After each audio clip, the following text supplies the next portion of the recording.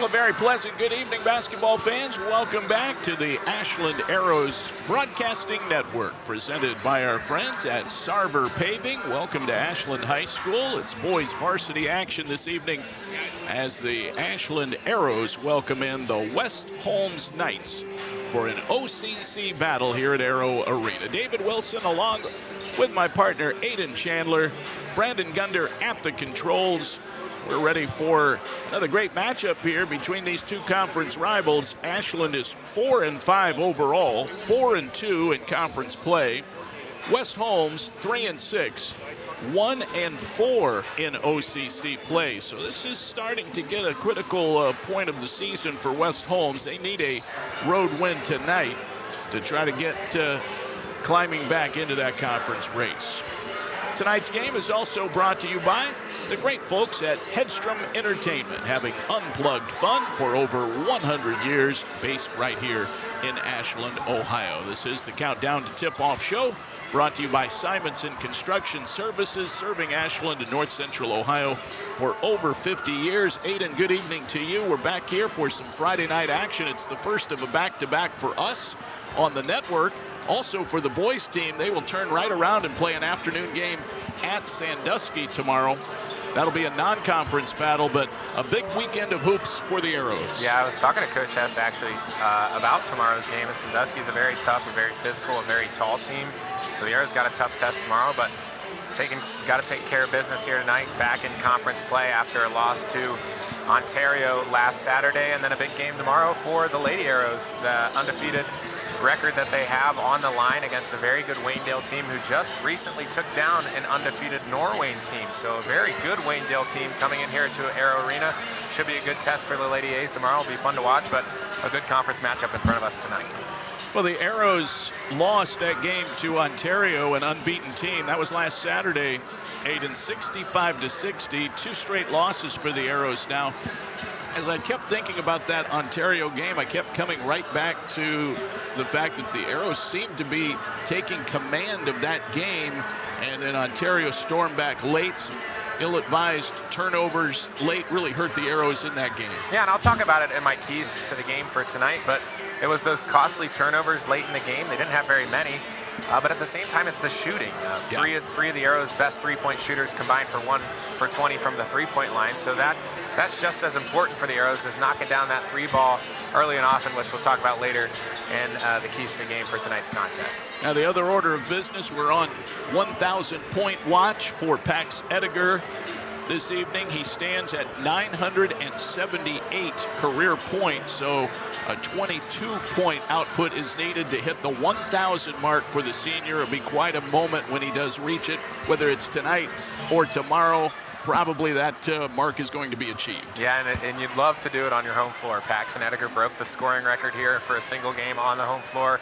You'd love to hit 1,000 points on the home floor in front of all your family who's here, in front of all these Arrow fans. I was talking to Coach Hess about what that would look like tonight if that'll happen. Coach Hess will take a timeout. The officials will not charge him for that timeout, but they will recognize Pax at that time if that were to happen. So hopefully he can get to 22. He's got the 44 here, so I hope 22 is not too hard for Pax to get this evening. We'll talk a lot more about it, Aiden, and get into some of the particulars, but it's going to be an historic event. Only 8 other Ashland players have reached 1,000 points in the history of basketball at this high school. Goes back to 1907. Yeah, and Coach Hess has been the head coach for 3 of those in Garrett Dembo, Luke Dembo, and most recently Grayson Surrey. It's been 3 years since that's happened here in Arrow Arena, so definitely history on the line for the senior guard, number 24, Paxton Ediger.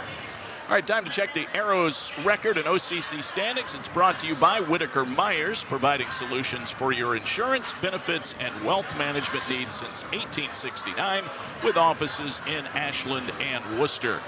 Dover leads the league at 6-0, and I have a big game tonight at Mansfield Senior. That's probably the marquee game of the conference this evening, so we'll see if the TY Tigers can deal the Tornadoes their first conference loss of the year. So Dover 6-0, and then you have Ashland and Senior both 4-2, 2 games out.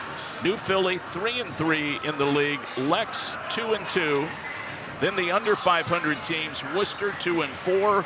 This West Holmes outfit 1-4, and Madison 0-5 in league play.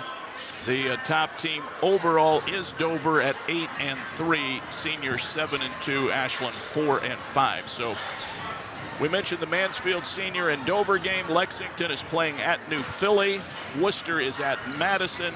Ashland here at home against West Holmes. 6 conference teams will see action tomorrow. All non-conference ball games tomorrow, Saturday.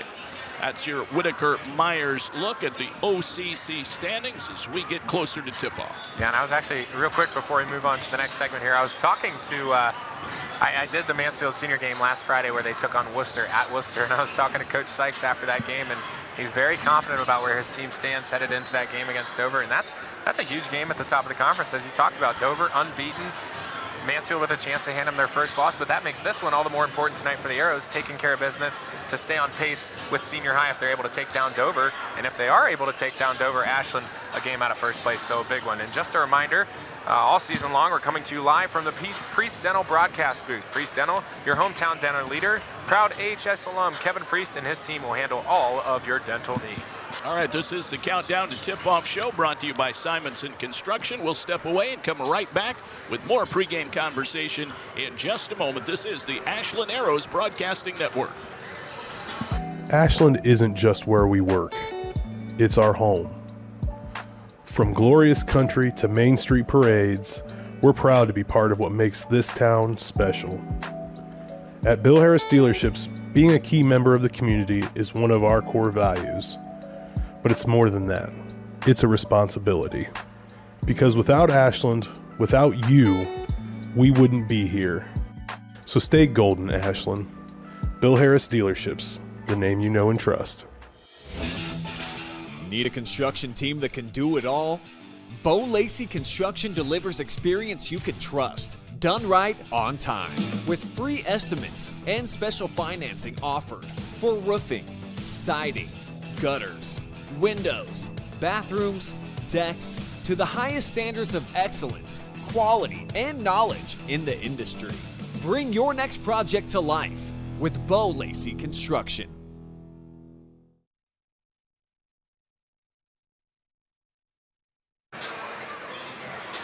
Coming to you live and direct from Arrow Arena, West Holmes and Ashland this evening in boys varsity basketball. A little bit later on, Aiden will be conducting a halftime interview with the Honorable Matt Miller, the mayor of Ashland, Ohio. That is coming up at halftime, courtesy of Whitcomb and Hess. They have all your needs covered. Plan, grow, and thrive. Financial advisors and CPAs will help you grow your business and investments. Also, this reminder, fans, that if you can't make it out to the high school and you're in town having dinner at South Street Grill, you can keep up with Arrows basketball. It's your home to catch Arrows athletics if you aren't here. South Street will carry all Arrows basketball games this season in the lower level bar area.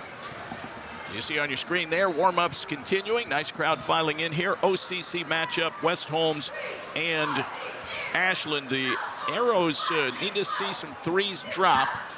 We mentioned that was a problem on Saturday night against an Ontario team. You're not going to see the same type of quickness tonight with West Holmes that you had to contend with Ontario, and so perhaps some better looks if they can move the ball and get some open threes. Yeah, and that's what the Arrows will try to do tonight, is speed up West Holmes, make them uncomfortable. West Holmes doesn't score it remarkably well, so the Arrows will definitely try and speed them up, make them uncomfortable, make them, or not allow them to set up in their offense, make things more difficult for the Knights this evening. West Holmes is a Division IV opponent.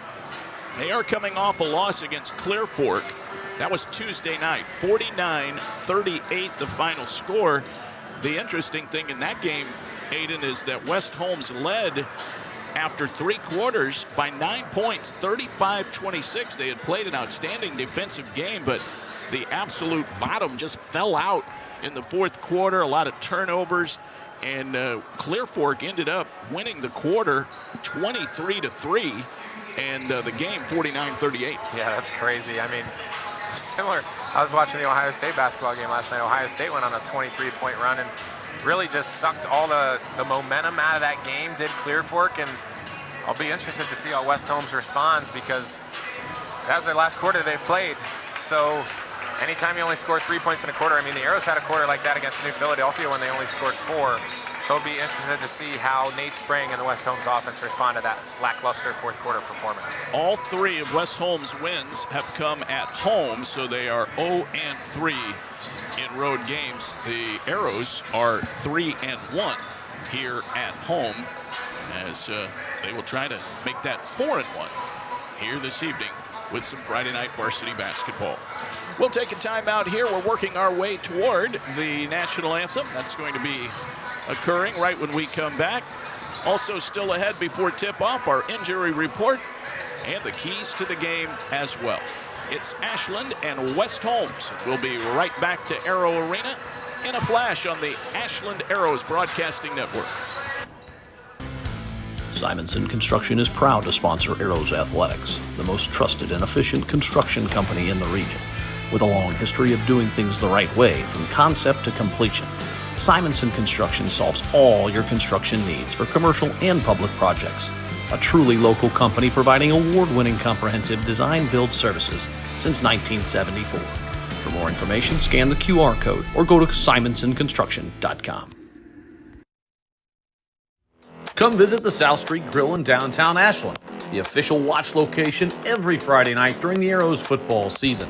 You can catch all the action in the bar area on the big screens. Elevated casual dining in downtown Ashland, steaks, seafood, hand-patted burgers, vegetarian options, salads, and a huge kids menu. Something for everyone in a completely renovated, historic building. South Street Grill, your home for Arrows football.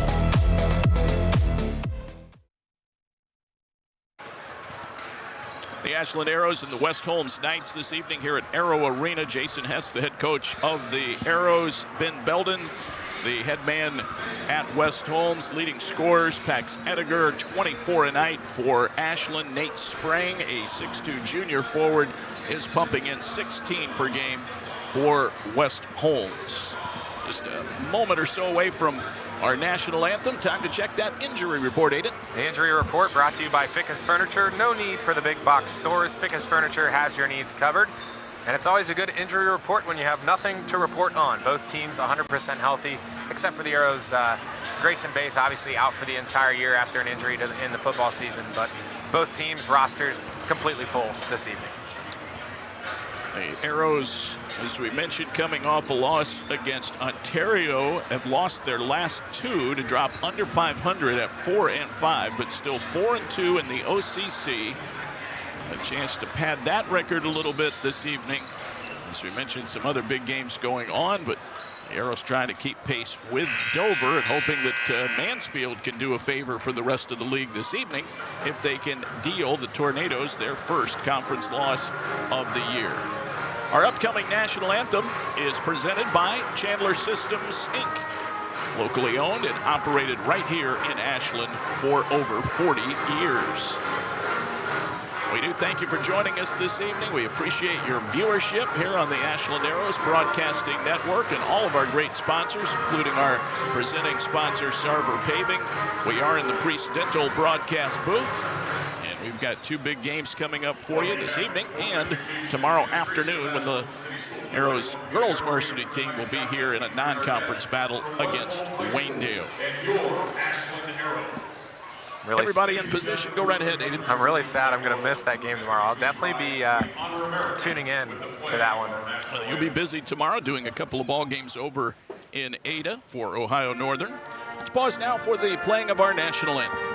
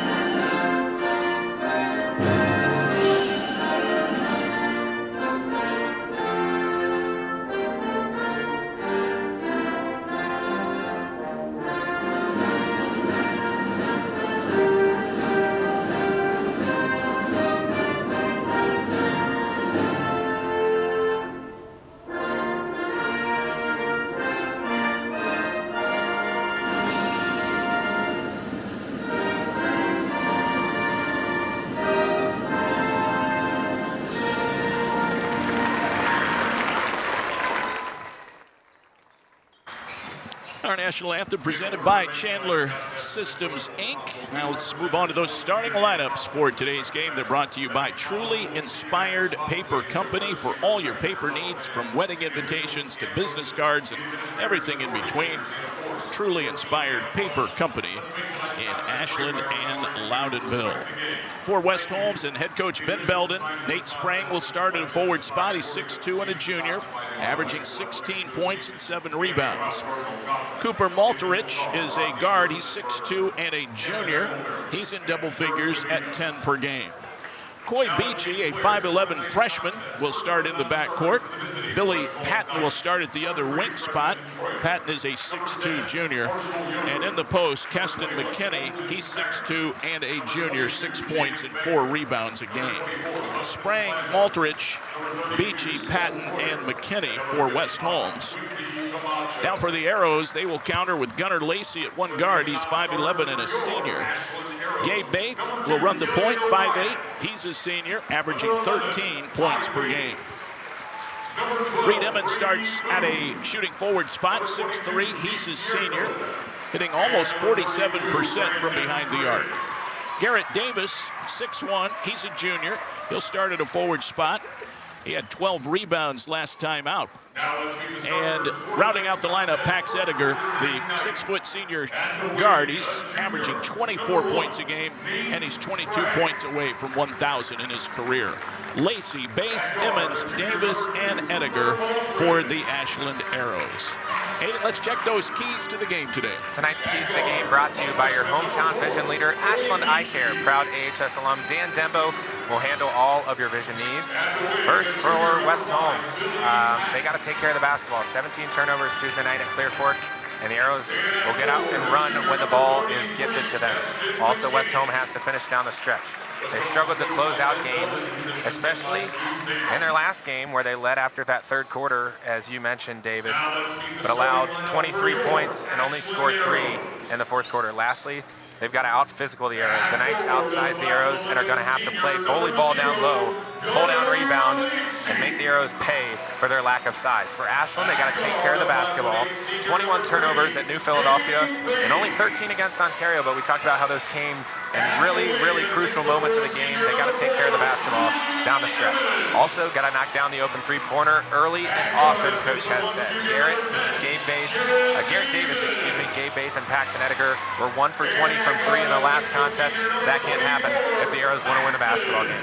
Lastly, defensively, don't let West Holmes drive down the middle. That's a big tendency for this offense. Got to keep the Knights out of the paint because they've got the size this evening. All right, those are the keys to the game. West Holmes, Ashland about to tip off. Aiden, who will make those impartial calls in our game tonight? Tonight's referees brought to you by your hometown barbershop, 419 Barbershop in downtown Ashland. Matt and his team have all your needs covered. Making the calls this evening, Rodney Gertzenberger, Kevin Eckelberry, and Dirk DeVito.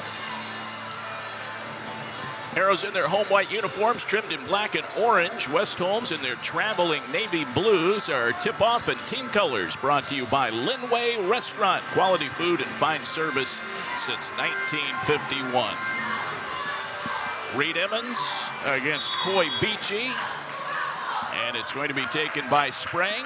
West Holmes has the first possession, and away we go with some Friday night basketball here on the Ashland Arrows Broadcasting Network. It's the Arrows against the Knights. Ediger went down in a heap and is up a little gimpy. Turned an ankle there. See how that plays out here early in the first quarter. No score, first possession for the Knights. This is Sprang, number 1. He's their leading scorer. Now Malterich drives down low. The Arrows shut him off, like Patton might have gotten away with a travel there. Malterich, first touch for McKinney up top. Ashland won the JV game handily tonight, 67-41. That Sprang, jump stop, left it short. Got his own miss though, and then gets called on a double dribble. So Sprang with the board, but on the putback, got called for a second dribble. And Ashland has it for the first time. Nice job there on defense for the Arrows. It was a long possession for West Holmes, but they weren't able to get a good shot. Ediger, catch and shoot, little too strong. Rebound on the weak side to McKinney. Still no score. Just a minute in as we're getting warmed up here at Arrow Arena. Patton out of the corner. Arrows switch, and Davis is on Patton now. Maltrich into Preston McKinney. Turns around, puts it up strong, and scores. Garrett Davis does a really good job with ball pressure, able to cause a switch there, make West Holmes uncomfortable, but a nice look down low for McKinney. Yeah, McKinney did a nice job posting up there. Good strong post move. Here's Baith off the dribble, drains the mid-range. Arrows tied up. Gabe Baith with a rough shooting night in their last contest. Gonna need him. He's a huge component of this Arrow offense. There's the second turnover of the night as the pass goes awry, picked off by the Arrows. Here's Lacey. Baith, top of the key, Emmons wide open. Soft shot, but rims out. Baith grabs the board and goes in strong and gets fouled. So Gabe Baith had the ball bounce right to him, and he had a clear path to the basket. And a nice job there by Gunnar Lacey to box out, give Gabe some room to run after that ball, get fouled, and head to the Connery Manufacturing free throw line, a place where the Arrows have shot pretty well in recent contests. Baith rattles that one in. He has all 3 Arrow points, 3-2 Ashland. Baith on the year, a 60% foul shooter. The senior puts it on its way. Got it. Good start for Gabe.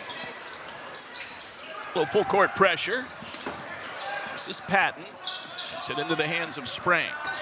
Now Maltrich. It's ripped away from him by Davis. Just took it right away from him. Arrow's trying to run the break, and Emmons tiptoeing on the sideline, or the baseline rather, could not throw it off someone and out of bounds, so it's a turnover. 4-2 Ashland first quarter, and driving all the way to the hoop. Sprang. Lacey's got to do a better job of moving his feet there. Sprang was able to blow by him and get a nice look with the left. Shovel pass, Ediger to Gunnar Lacey, and sort of flat-footed. He puts it up and in off the glass, his first 2. Give Ediger the assist. And Lacey grabs the rebound off the West Holmes miss. Here we go up court. Ediger whips a pass through the interior, goes all the way to Emmons. Baith for 3. That's good. It's going to be a Gabe Baith night in Arrow Arena. I could feel it. Gabe Baith shooting exceptionally well from the field to start this contest as the Arrows up by 5. All 3-pointers brought to you by BB&C Car Care. Foul in the backcourt. It's going to be called against Ashland. I think Reed Emmons called on the foul. Don't walk, keep your car running smoothly with regular oil changes at BB&C Car Care. I didn't get a chance to see the contact there on Emmons, but a foul away from the ball. Never like that as a head coach. Maltrich all the way down to the low right block. Missed the shot. Ediger grabs the board. Pax needs 22 tonight to get to the 1,000 mark in his AHS career. Emmons rips a 3. Well, I talked about the Arrows have to shoot the ball better tonight. They're off to a good start here offensively. They've been getting off to slow starts here at home as well. Ben Belden doesn't like the way this quarter is evolving. He takes a timeout. Back-to-back threes, Baith and Emmons, and the Arrows have a 12-4 8-point lead here in first quarter action, which is brought to you by Comfort Control, providing the best comfort for residential and commercial customers for more than 40 years. 7 early for Gabe Baith. Ediger with a rebound and an assist has not scored yet. We're on 1,000-point watch. And the Arrows 2 for 3 from three-point range to start this game, much improved from their last outing against Ontario. See, Ty Bates is checked in. Sid's Subs sponsors all our substitutions. Sid Suds is your go-to for all power washing needs with super heated water. Killian O'Brien heading to the table, about to check in. Ty Bates and Killian have been a great spark off the bench for this Arrow team. Keston McKinney with it. Finds Maltrich, 3-point range. Now Sprang has it poked away by Ediger, and a whistle and a foul. Ediger gets the foul. That is team foul number 2 of the quarter. We're halfway through the first quarter here on a Friday night. Great crowd on hand here at Arrow Arena. Yeah, we got some Arrow youth basketball players. They joined the team for the pregame talk in the locker room. Malterich. McKinney feeds it down low. That's put up and in. I believe that was Beachy. Boy, Beachy is stud on the football field. A nice pass there by McKinney. Nice cut by Beachy as well. 12-6. Bates in trouble. Ball batted away. O'Brien. Ediger coming off a screen, spinning down low, had it stripped away and stolen away. It's a breakout for West Holmes, but they missed the layup. Ty Bates with the rebound. That was tough for Beachy, had a bad angle. Could not bank it home. Bates in the left corner, missed everything. Malterich with the rebound. Yeah, an early shot there in the possession. Ty Bates doesn't shoot very many of those. Like to see the Arrows move the ball a little better on offense. Bates on Sprang right now. Out of McKinney. Davis on him in the man-to-man. The ball knocked away. McKinney comes up with it right in front of the Arrows bench. 12-6 Ashland. This is out to Patton. Patton the junior. Sprang avoids a double team. They swing it over to Beachy. Extra pass. Malterich a three. Not there, and a foul over the back called against Billy Patton. Very good job by Garrett Davis guarding Keston McKinney. Our sheet says there's only an inch difference between the two. It looks a little different on the floor. Garrett Davis a little undersized in that matchup, doing a phenomenal job of keeping McKinney in front. And the Arrows able to get a stop on defense. Preston Troyer's checked in for West Holmes, and Beachy gets a breather. But the ball was knocked away there by Troyer. Troyer is a junior off the bench. He scored 8 points, had 4 rebounds in their loss against Clearfork. Ediger with 2:16 to go in the first quarter. Ashland and West Holmes this evening here at Arrow Arena. Davis with the blow by, got to the basket, missed the shot. Ediger misses the putback, and the rebound pulled down by Sprang. Point blank range there. The Arrows could not cash in, and now West Holmes with a travel. So they're error prone so far with 4 turnovers. 12-6 Ashland. Yeah, the Arrows just doing a good job defensively. They here sure are. They're speeding up West Holmes like we talked about in the pregame show. Back cut, Ediger blocked by Sprang. That was a rejection, and Ediger still not in the scoring column on this night when he needs 22 to get to 1,000. Well, it doesn't help that he certainly knows that's what he's got to get. Malterich off the bounce, knocks down the short jumper, his first 2, and it's 12-8. Arrows in a hurry. Bates, Davis, got it.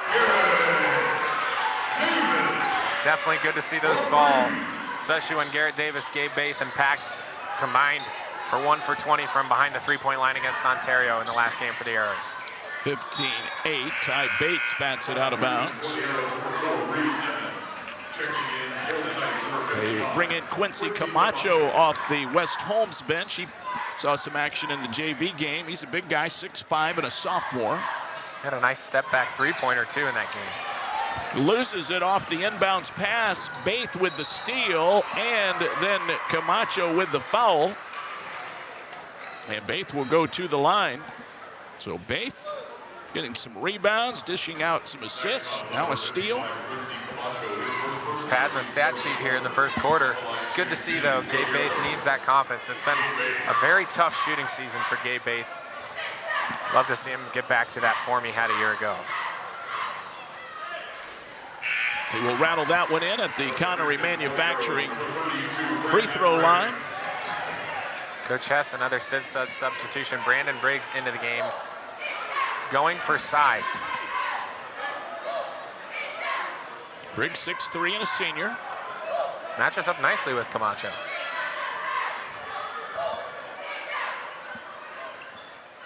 Bates 2 out of 2. He has 9 first quarter points. 17 on the board for the Arrows. Up by 9, 1 minute to go. Nate Sprang will pull up and fire a three. Off the flange, no, and the rebound to Briggs. Briggs had 2 boards against Ontario, and the Arrows trying to advance the ball quickly, end up throwing it away. Turnover number 3. That was a pass intended for Emmons there. Killian O'Brien playing cornerback, gets his hand on that one, deflects it out of bounds. O'Brien now almost forced the turnover. It's out of bounds off Ashland. Gabe Baith, 9 points, better than 50% of the Arrows' offense. They break the pressure. Sprang eschews the pass to Camacho and just takes it to the glass himself. He has 4 points. Solid defense there by Brandon Briggs. Not much else he could really do without picking up a foul. Just a better finish by Sprang at the rim. Emmons. Now out to O'Brien. You have 16 seconds left in the quarter. Baith a glance over to Jason Hess. That's Patton on Baith. Into the corner, O'Brien for 3. In and out, no. Camacho down with the rebound, and that should do it for the first quarter. Good start for the Arrows, 17-10 after 1. We'll get second quarter play-by-play going when we come right back. You're watching the Ashland Arrows in action on the Ashland Arrows Broadcasting Network, presented by Sarver Paving. Simonson Construction is proud to sponsor Arrows Athletics, the most trusted and efficient construction company in the region. With a long history of doing things the right way from concept to completion, Simonson Construction solves all your construction needs for commercial and public projects. A truly local company providing award-winning comprehensive design-build services since 1974. For more information, scan the QR code or go to simonsonconstruction.com. Come visit the South Street Grill in downtown Ashland, the official watch location every Friday night during the Arrows football season. You can catch all the action in the bar area on the big screens. Elevated casual dining in downtown Ashland, steaks, seafood, hand-patted burgers, vegetarian options, salads, and a huge kids menu. Something for everyone in a completely renovated, historic building. South Street Grill, your home for Arrows football.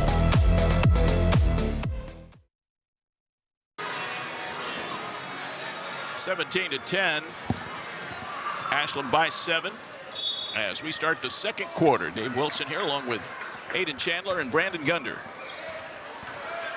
Ashland at home taking on West Holmes. There's a drive by Emmons all the way to the cup, missed it. Davis down with the rebound, and then he loses it off the dribble in traffic. West Holmes trying to cut into the deficit. Missed shot by Sprang, and the rebound still up for grabs. Camacho dives in there. It's a fumble recovery for Camacho, and then I think we have a 30-second timeout taken by West Holmes. Camacho not afraid to throw his body around there and ended up grabbing the ball. Shout out to the Arrows basketball team. Arrows did a nice job on the glass there in that first quarter. 7 rebounds compared to West Holmes' 6. Also took good care of the basketball. 3 turnovers for the Arrows compared to West Holmes' 5. And you can see on a lot of these passes in the backcourt for West Holmes, due to this Arrows pressure, West Holmes is throwing errant passes. The receiver of the pass is having to jump, leave the floor to catch those balls. So a nice job by the Arrows to speed up West Holmes. But West Holmes hanging in here. Yeah, they sure are. Arrows defense has been smothering at times. Camacho gets it to Sprang. Now it's Malterich through the lane, kicks it out for a jumper. That was Troyer who missed. O'Brien down with the rebound. Baith kicks it out to Emmons for 3, missed it short. Baith the rebound. 3 by the Arrows, no. And it was Malterich who came up with the board. Couple good looks there for the Arrows, just couldn't convert. Still 17-10. This is Malterich. Fade away, no. And Davis with another board, that's his second. Pass deflected. Davis leaps for the ball at its highest point and then has it ripped out of his hands. 2 turnovers this quarter, 5 in the game. Here's Malterich for 3 on the right. He got it. A little bit of chaos there for the Arrows, and all of a sudden West Holmes has cut this to a 4-point game with a 3-pointer. Malterich, 32% behind the arc. He drills that one. 6:20 to go before halftime. Driving all the way to the bucket. Baith cannot get the bunny to fall, and Troyer comes out of there with the rebound. I can't believe that one did not go in. And Troyer follows with an air ball.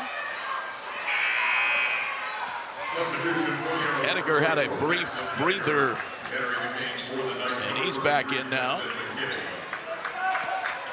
17-13. Still no points for Edgar.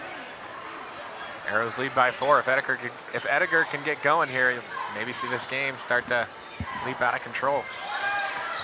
He sets a nice pick, drives down the lane. Emmons couldn't get it to him. Lacey drives on Camacho.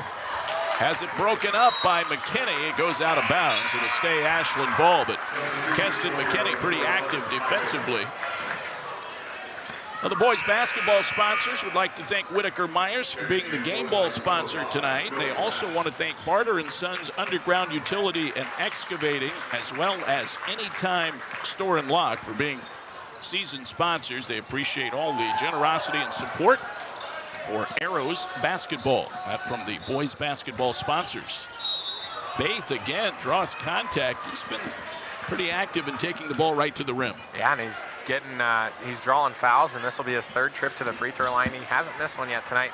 On that inbound pass, a near turnover for Ashland, as Paxton Edgar should have just let that go into the backcourt. Instead, grabs it right before he almost stepped on the line.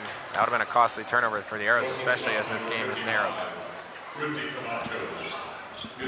Camacho picked up the foul, so he has 2. Baith back to the Connery Manufacturing free throw line. And the first is airborne, and he got it. So Gabe Baith in double figures now. Yeah, and besides that missed layup for Baith, it's been a pretty solid first half for him with 10 points, pacing the Arrow offense. If it weren't for Gabe Baith, it could be a completely different first half. He takes his time for the second and rattles that one home. 11 for Baith, who comes in averaging 13. 6-point Arrows lead. More full court pressure of the zone variety. McKinney. West Holmes has proven pretty adept at breaking that pressure. This is Marshall Yoder in the game. He got a pass away to the corner for a Sprang 3. And Sprang ends up with the offensive rebound. Yoder back to Sprang, spin move. Got a couple of Arrows off their feet. He gives the pass away to Patton, who missed the shot. Garrett Davis clears. Edgar thought about a 3, drives into the paint. The floater, no, and he got fouled. So free throws coming up at the Connery Manufacturing foul line for Pax. Nice spin move there by Pax. Draws the contact just a bit short. Almost got it to go. We could have been talking about a Norma Foundation and one opportunity for Pax. But nonetheless, a chance to get on the board for the first time tonight.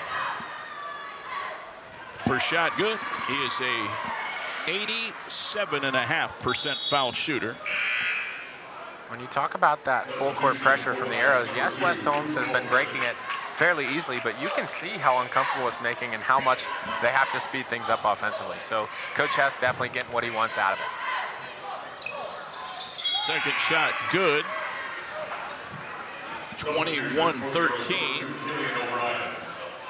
O'Brien in, Bates out, and a Sid Suggs substitution. More full court pressure, this time man-to-man. Edgar guarding Malterich. Yoder in the backcourt, hounded by Baith. This is Beachy back in. Sprang steps on the baseline. They forced him too far down toward the baseline, and it's a turnover. I have that as West Holmes' first turnover here in the second quarter, so they've definitely made some adjustments and done a better job of taking care of the ball here early in the second.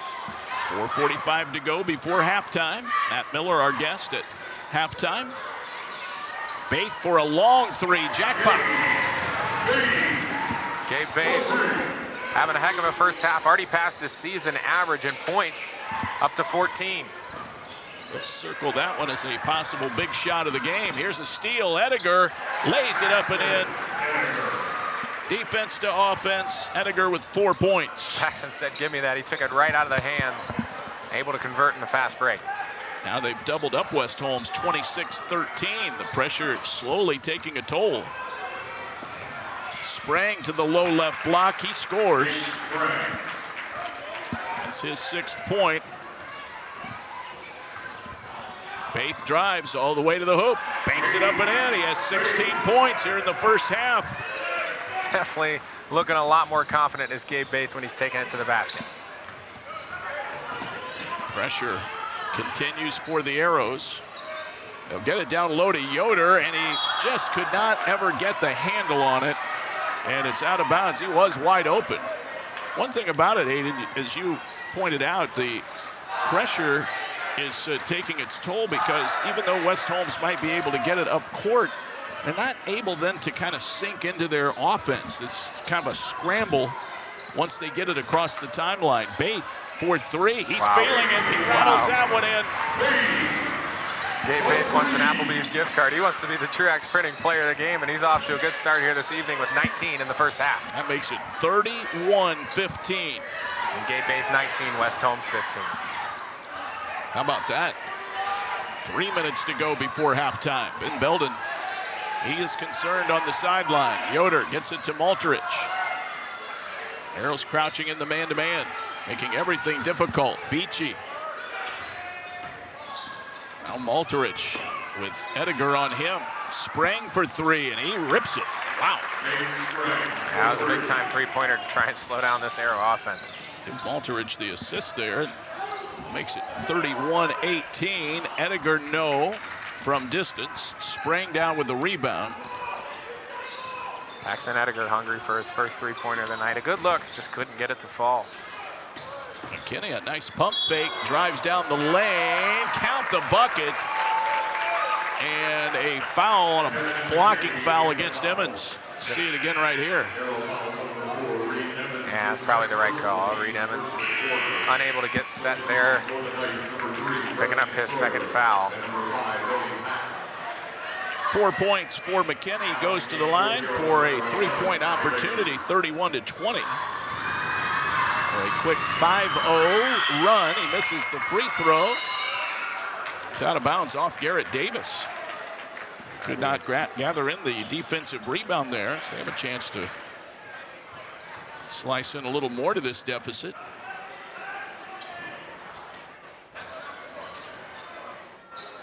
McKinney off the glass. Not that time. And Garrett Davis with another rebound. He has 4.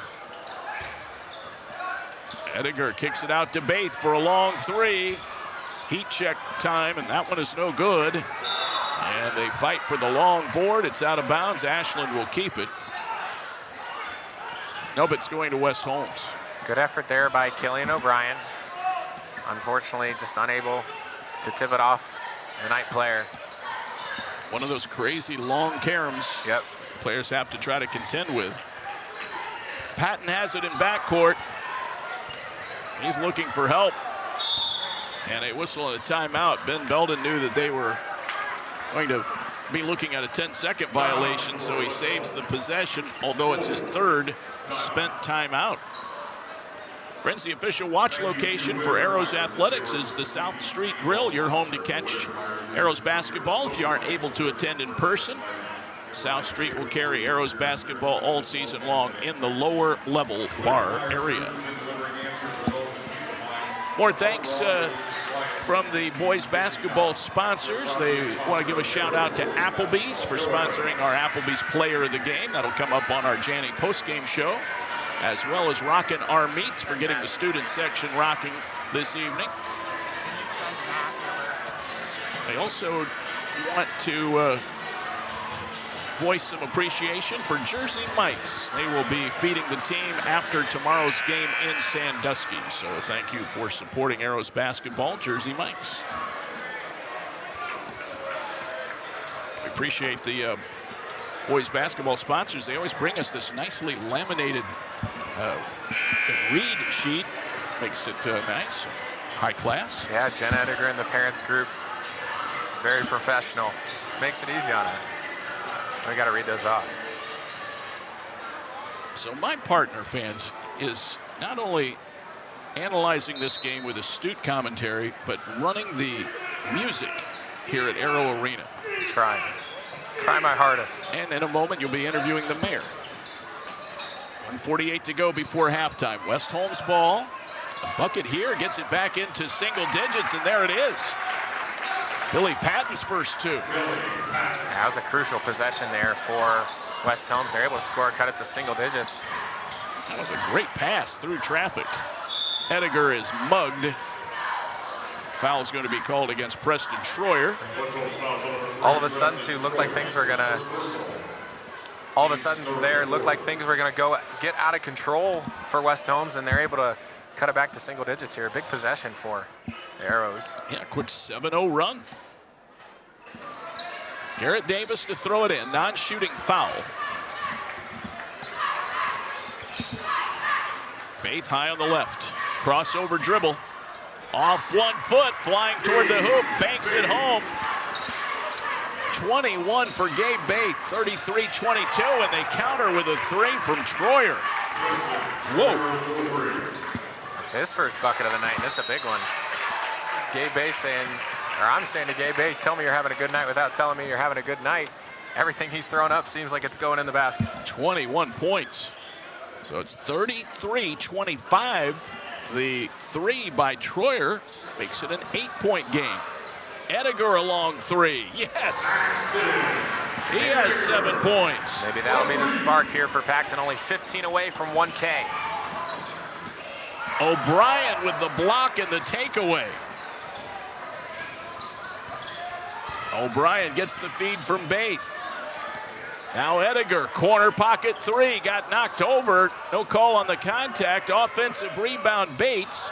O'Brien, no. Ediger, the rebound and the putback, and he has 9. Paxson Ediger coming alive here in the second quarter. That's a turnover against West Holmes in the backcourt. 10 for them now. 38-25. Again, if you're just joining us, Pax Ediger now with 9 points in the game. He needs 22 to become a 1,000-point scorer. Take that one in the backcourt, just like you said before. Yep, and Coach Hess and the Arrows looking for the last shot here. Try and grow this lead headed into the locker room. 21 seconds before halftime. Ashland by 13 points. Gabe Baith between the circles, guarded by Nate Spring. And he will drive into traffic. The kick out for Davis. Too strong. Bates the rebound. The putback partially blocked. Bates grabs the loose ball. Sinks the shot. Little teardrop. Nothing but net. And he finishes with 23. The Arrows put 40 on the board in the first half. They scored 23 points in the second quarter, and they lead it 40-25 here at halftime. What a showing for Gabe Baith, the senior. 23 points in the first half. Teams head to the locker rooms. It was a frantic pace in the first half. Checking that Simonson Construction Services scoreboard. The Arrows with a 15-point lead. Simonson Construction Services serving Ashland and North Central Ohio for over 40 years. We'll take a 30-second timeout here. When we come back, Aiden will be visiting with Mayor Matt Miller on our halftime show. You're listening and watching the Ashland Arrows Broadcasting Network. Ashland isn't just where we work. It's our home. From glorious country to Main Street parades, we're proud to be part of what makes this town special. At Bill Harris Dealerships, being a key member of the community is one of our core values. But it's more than that. It's a responsibility. Because without Ashland, without you, we wouldn't be here. So stay golden, Ashland. Bill Harris Dealerships, the name you know and trust.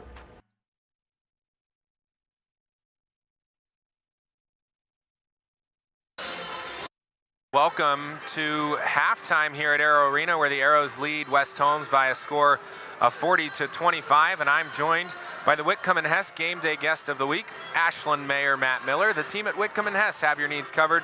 Plan, grow, thrive. Financial advisors and CPAs will help you grow your business and investments. Well, it's nice to welcome the 54th mayor of the city of Ashland, Matt Miller, who first took office on January 1st of 2018. So thank you for joining us this evening. Hey, it's great to be here. Happy New Year to you, Yes, Aiden. yes, absolutely. We enter 2026. That's a perfect segue into my first question.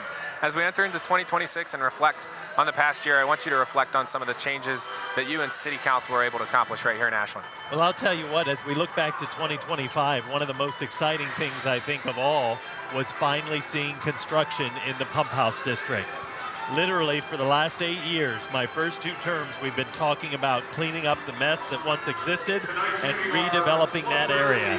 And now, as we wrap up 2025 and start 2026, there's a lot of construction going on the 4th Street, Union Street, Cottage Street area. In fact, I was by that site today, and I am absolutely amazed at how fast they are making progress. We expect that when that project is finished, there will be close to 200 market rate apartments. I've seen some of the pictures of the designs, and they're going to have kind of an industrial theme, since that is what that section of our town used to be. It used to be the F.E. Myers Pump Company, and that particular site where those apartments will be located used to be a giant manufacturing facility. So that's very exciting. One of the best accomplishments of 2025 is finally getting that through all the hoops so that we could actually see the construction begin. Then the second component, of course, was breaking ground on the remodel of the Pump House office building. The Pump House office building has stood there for generations, and many Ashlanders know it not only as the one-time headquarters of F.E. Myers office, but also as the Pump House Ministry headquarters, and even those, if you go a little bit back before that, they remember Bud Ingman's Antique and Gift Shop. I remember that, and that was a great place as well. But soon it will be a Hilton Home 2 Suites hotel. It's expected to feature about 90 bedrooms, and I'll tell you what, Aiden, I believe that once that project is complete, once those hotels is complete, and once the apartments are installed, it will be transformative for our downtown. Because you have to think about it.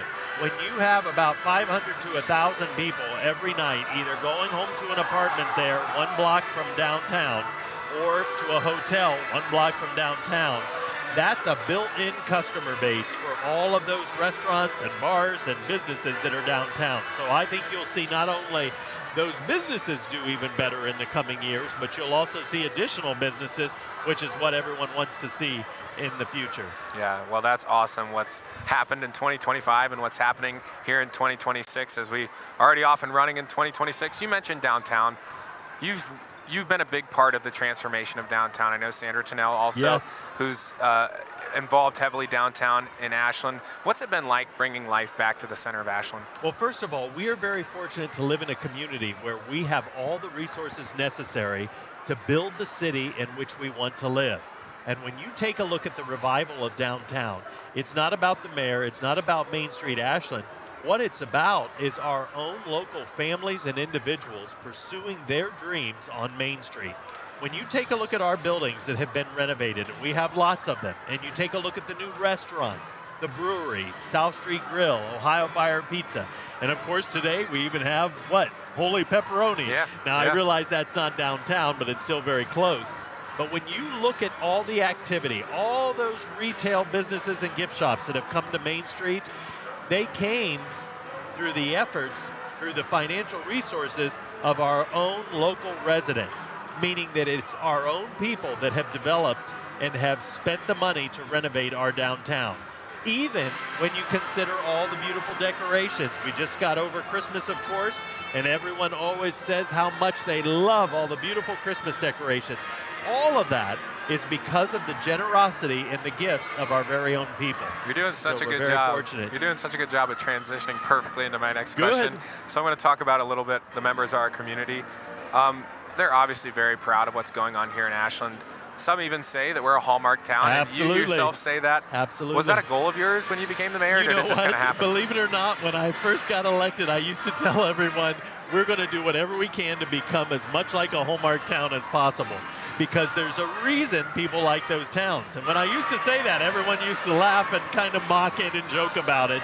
But the truth is, there's a reason we all love to watch those movies, because all of those traditional values are alive and well in those little communities that are featured in those movies.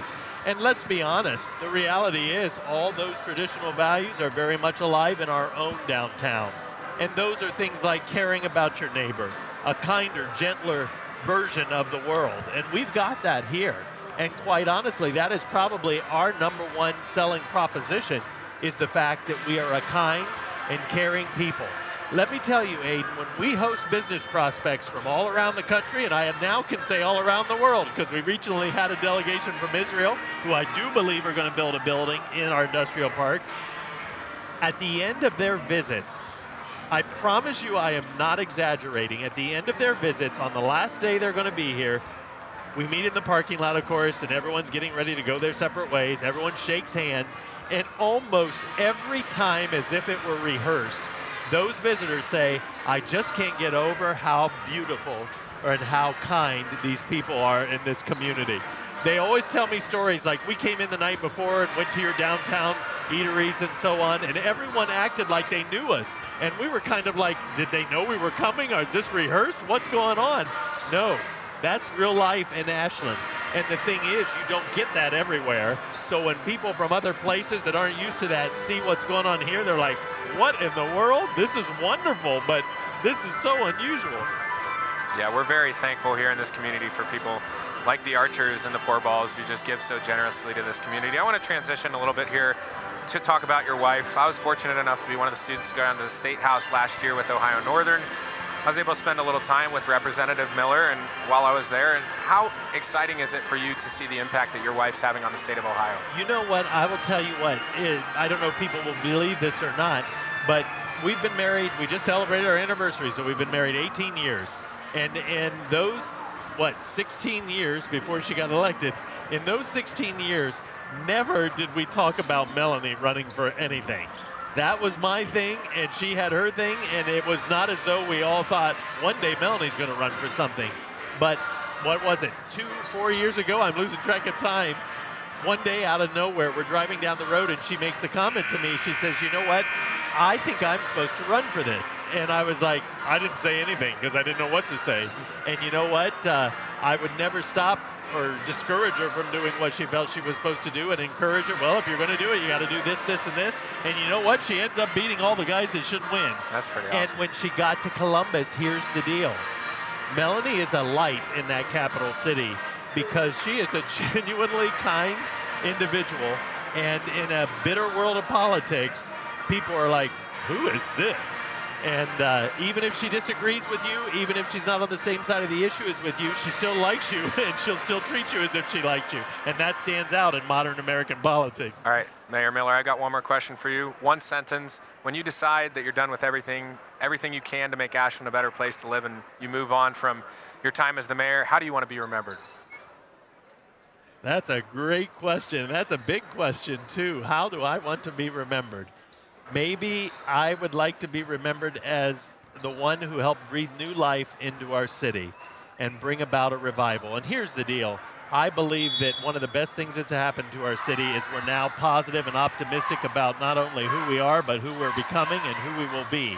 And that attitude is what is really leading to a lot of the positive changes. But I appreciate you having me with you today, and it looks like it's going to be a good game. Oh, yeah, the arrow's on top here, Mayor Miller. Thank you so much for joining us. Thank you for all that you've done for this community. I speak for my family, at least. We're so grateful to have you in office. Well, we're so honored to have your family in this great community, so thank you, Aiden. Appreciate you. That's Mayor Matt Miller, our Whitcomb and Hess game day guest. All right, guys, excellent job. Great conversation. Wish we had more time. We're back to action here in the third quarter.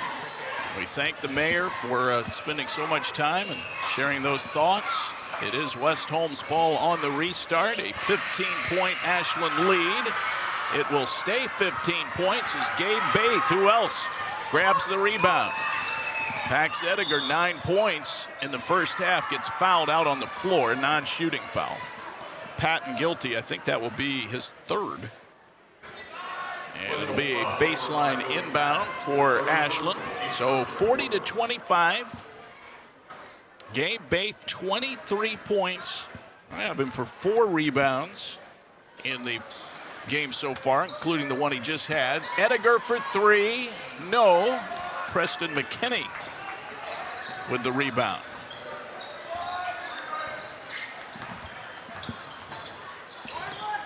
Malteridge trying to get away from Lacey.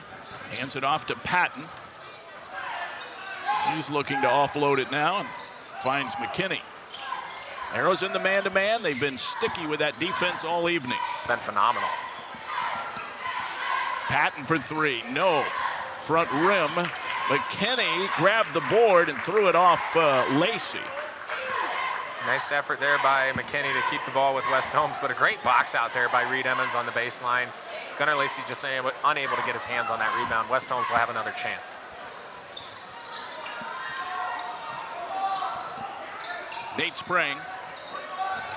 He had 9 points in the first half, had it poked away. He got it back.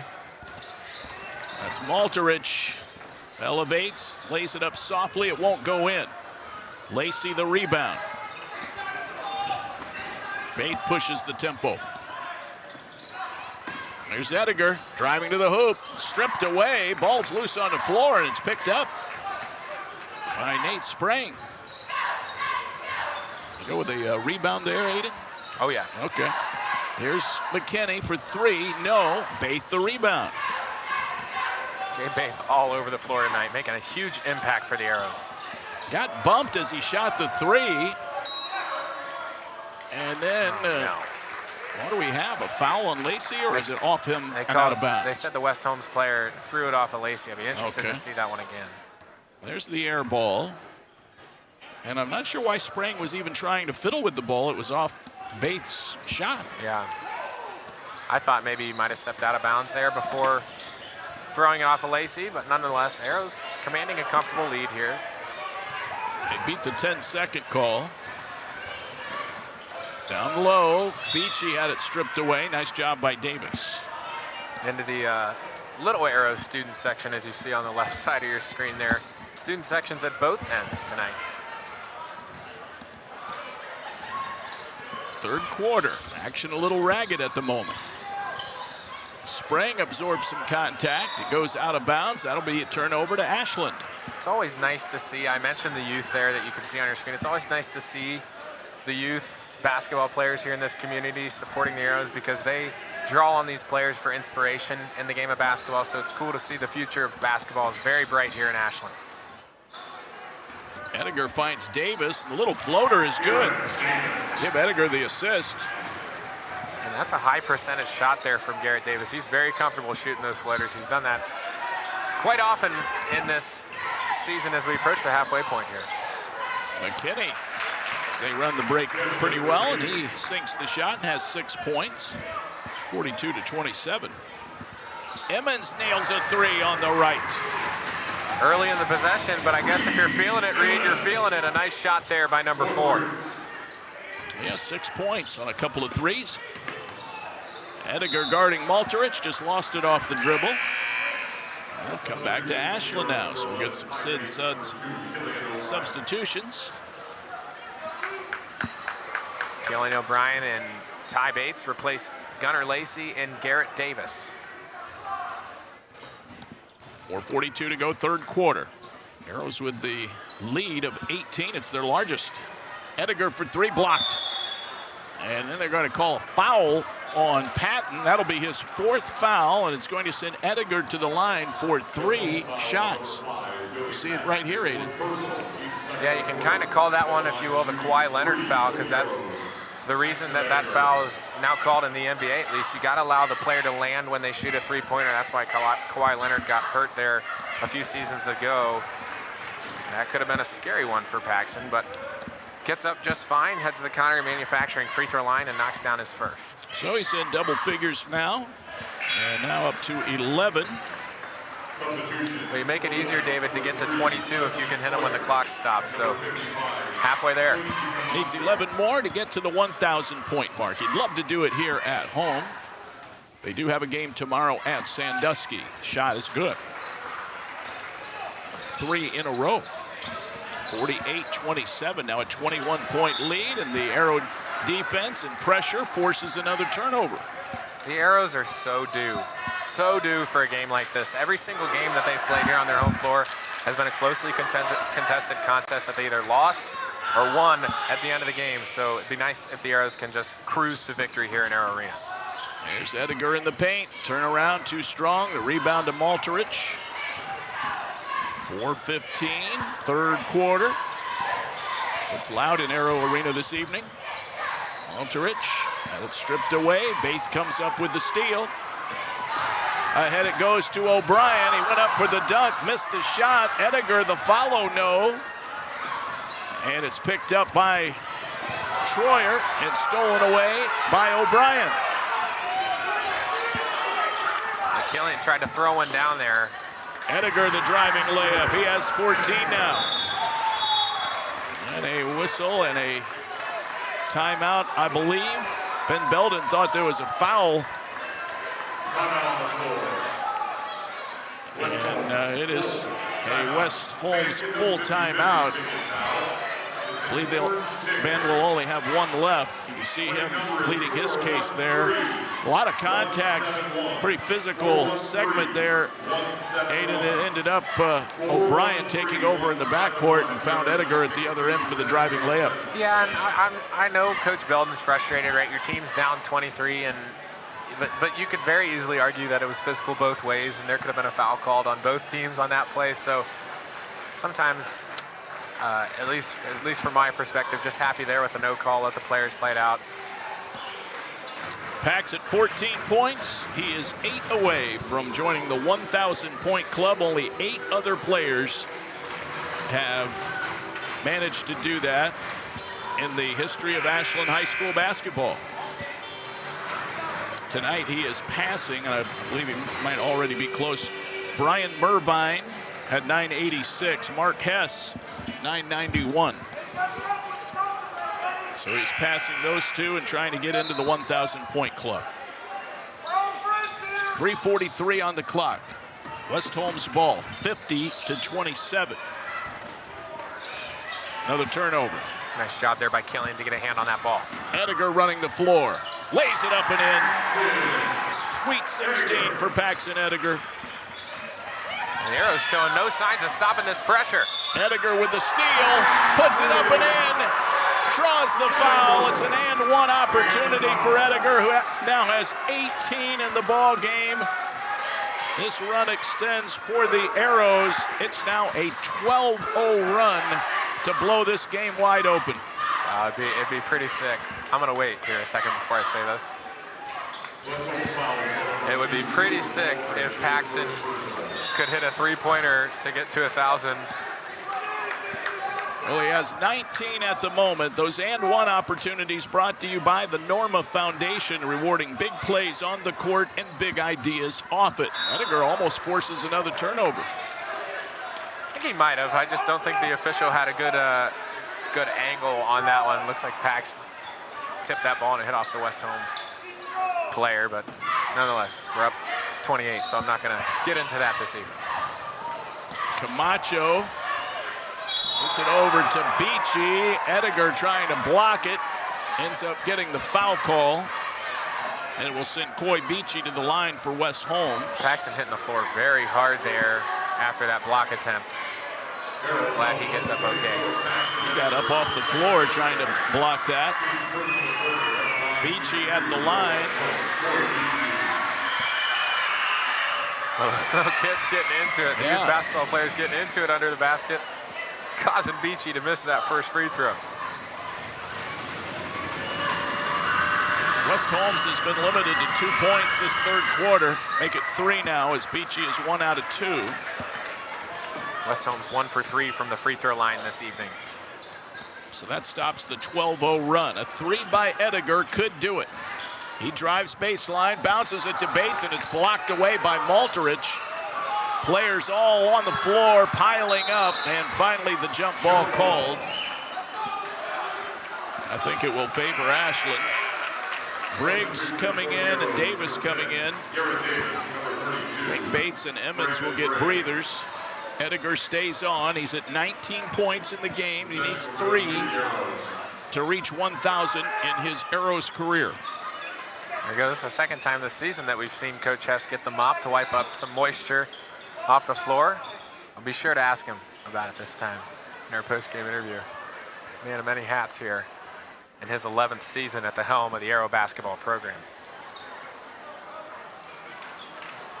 55-28.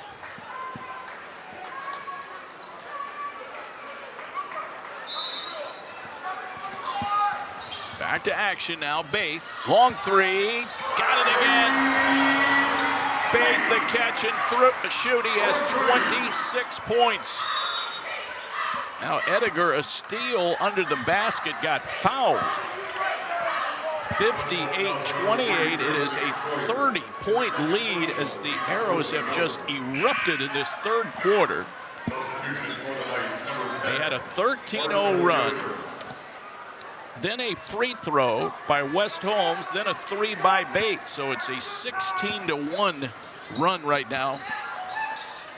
Well, and that's in part to turnovers too.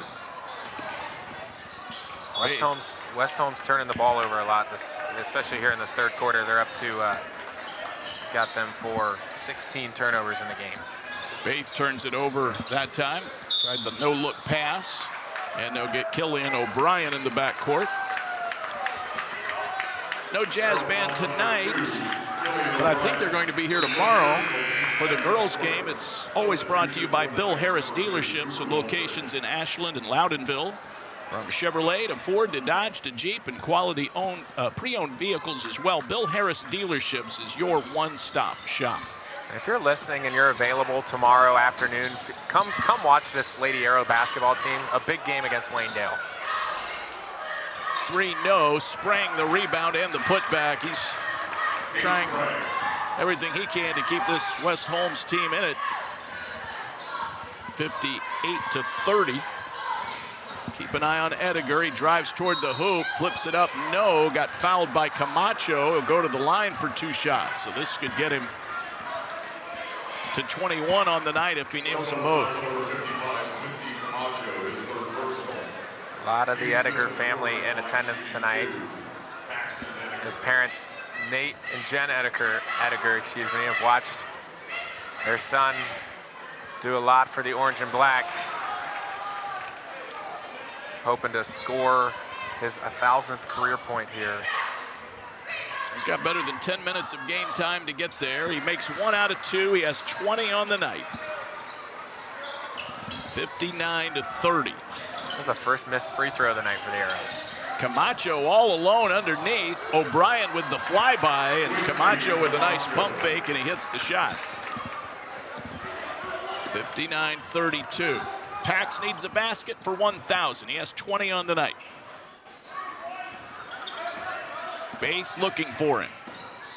Ediger uses up the dribble. Baith will give us another heat check.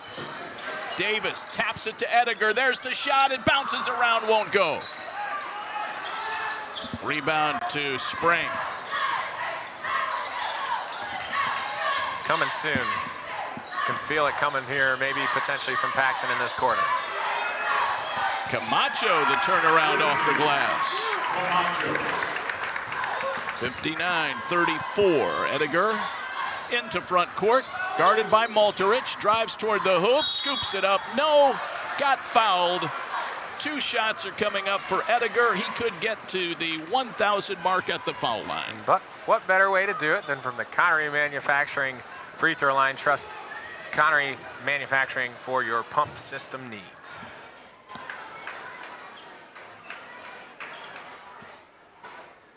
Maybe a little blood there. Well, he'll pack a nostril as he heads to the stripe.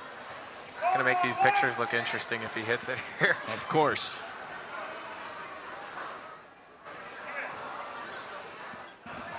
And trying to figure out who the foul was called against. Looks like Malterich was guilty. That's his second. So Pax Ediger, the senior, 20 points on the night. Well, I know exactly what the officials are talking to Coach Hess about. Right now he's at 998. Trying to reach a group that has a precious few members. And he misses the first. He iced the kicker. Reed Emmons back in for AHS. 25-point lead over West Holmes as we play the late stages of the third quarter. Second shot good. 21 for Ediger, and it's 60-34. Camacho got away with a little bit of a travel there. Looked like he left his feet. This is Sprang. Whips a pass around. Corner three. Got it. That's Troyer. 6 for him. Baith hurries into front court. There's Davis. Gives it to Baith for 3 on the left. Camacho grabs the rebound. Rips it away from O'Brien. It's nice ball movement there by the Arrows on offense. Troyer again. Missed everything that time. And AHS will take over. 30 seconds left. One more point for Ediger, who again got the bloody nose when he got fouled last time. Looks like he's been in a prize fight. He's been all over the floor tonight. Taking a few tough falls to the floor as well. Don't forget Baith. He has 26. Emmons back to Baith. 9 seconds to go in the third quarter. Baith gets to the foul line. Is looking for Ediger. 3 to go in the quarter. Baith elevates, puts it up off the glass, won't go. He's looking for a foul, and that'll end the third quarter. Ashland puts 20 up, and it's 60-37 after 3 quarters. The all-important fourth quarter is coming up, brought to you by Comfort Control. Ashland in control on the Ashland Arrows Broadcasting Network. Ashland isn't just where we work, it's our home. From glorious country to Main Street parades, we're proud to be part of what makes this town special. At Bill Harris Dealerships, being a key member of the community is one of our core values. But it's more than that. It's a responsibility. Because without Ashland, without you, we wouldn't be here. So stay golden, Ashland. Bill Harris Dealerships, the name you know and trust. Need a construction team that can do it all? Bo Lacey Construction delivers experience you can trust. Done right on time. With free estimates and special financing offered for roofing, siding, gutters, windows, bathrooms, decks, to the highest standards of excellence, quality, and knowledge in the industry. Bring your next project to life with Bo Lacey Construction.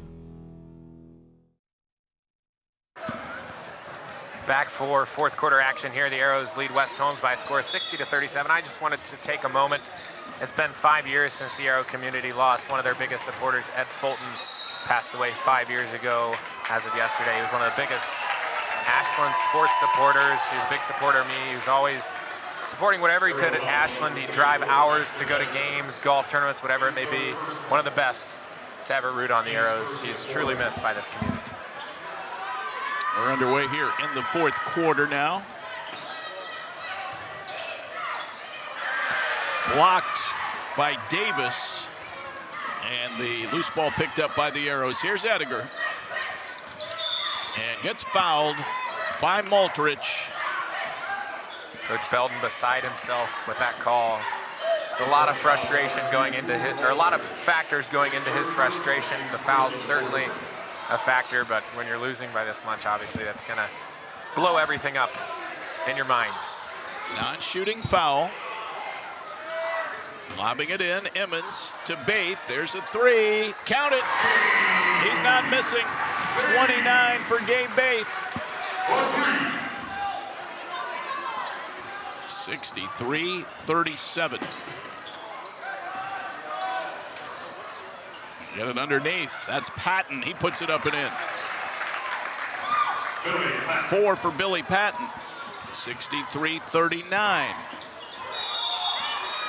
Now whistle and a blocking foul. Ediger tries to throw it up and in.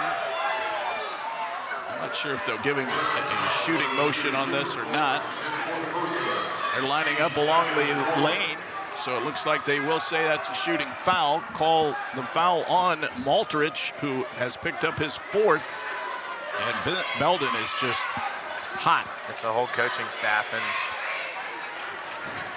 And it is not a shooting foul. Now they're lining up to take it out of bounds, which I think is the proper ruling. Ben Belden wants a timeout. I believe that's their final timeout. So he has none left. 4th quarter brought to you by Comfort Control. Gabe Baith with 29 points in the ball game.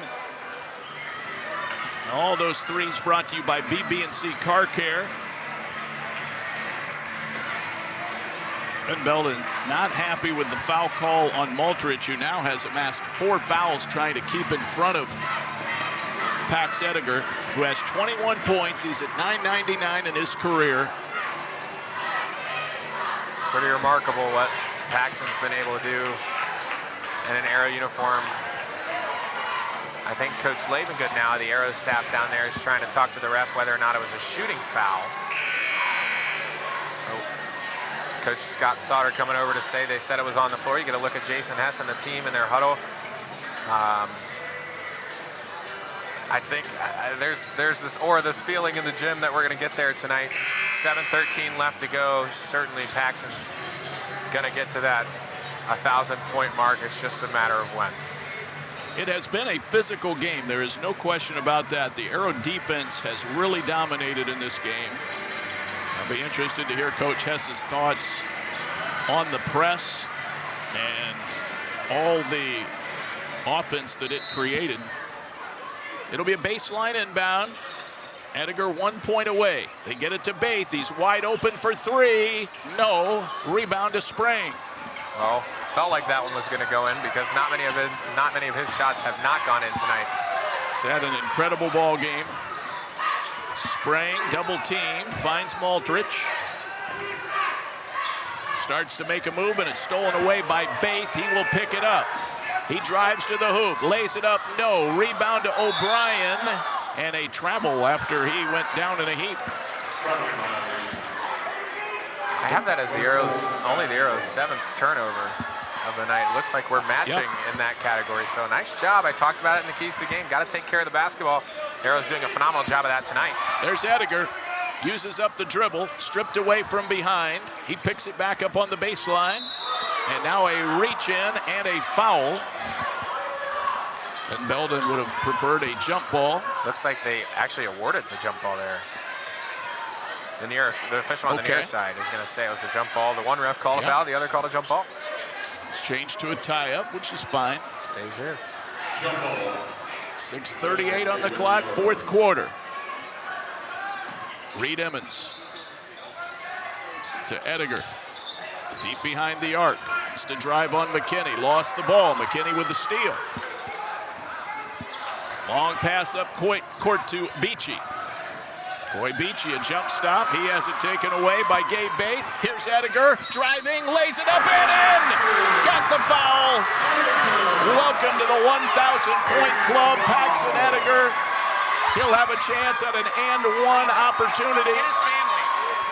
They're standing up in the middle. Pax Ediger to the line. That's his 23rd point of the night.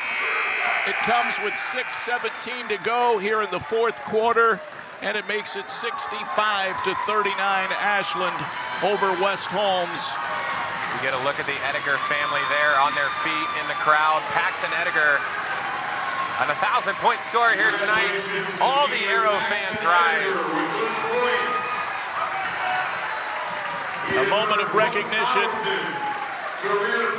for Paxton Ediger. You see Jason Goings, the athletic director. Jason Hess out there, his parents. He is now one of 9 Ashland players to reach this plateau. 23 on the night, he's at 1,001.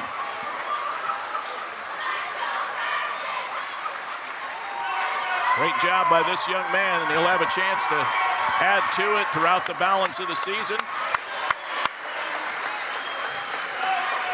Facing the home side there, away from our cameras, but so glad we could be here for this, Aiden. And he was able to do it at home. He's been struggling tonight to get to that mark.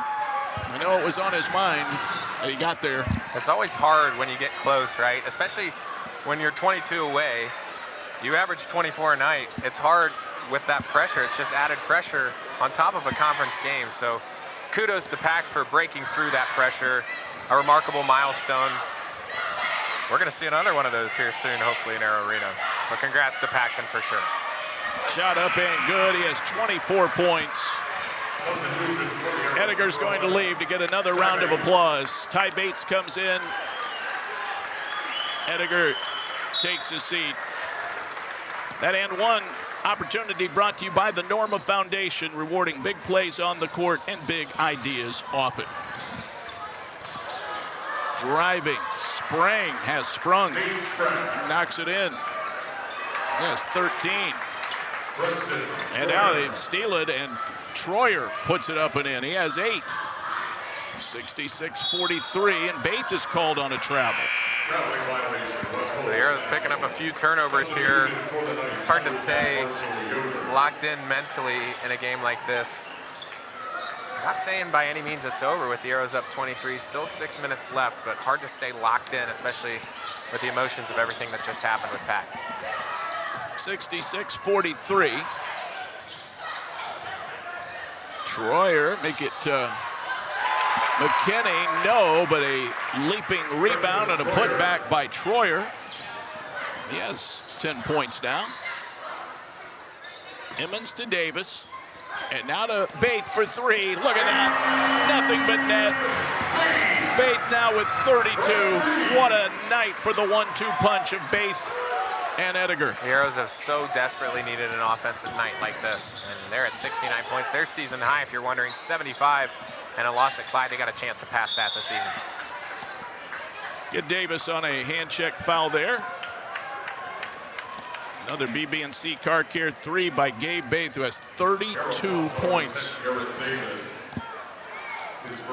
That's got to be in career high territory. For Gabe, yeah, certainly, I'd imagine. Crazy if he got to 45.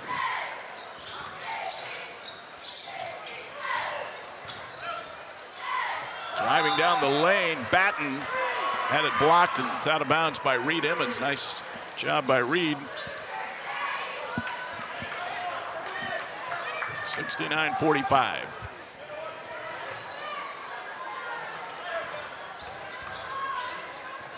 McKinney with the left hand up and good. He has 8 points. I say that about the 45 points. You would need 13 more, but Paxton Edgar's school record 44. Maybe 3 of them right there. Not this time, though.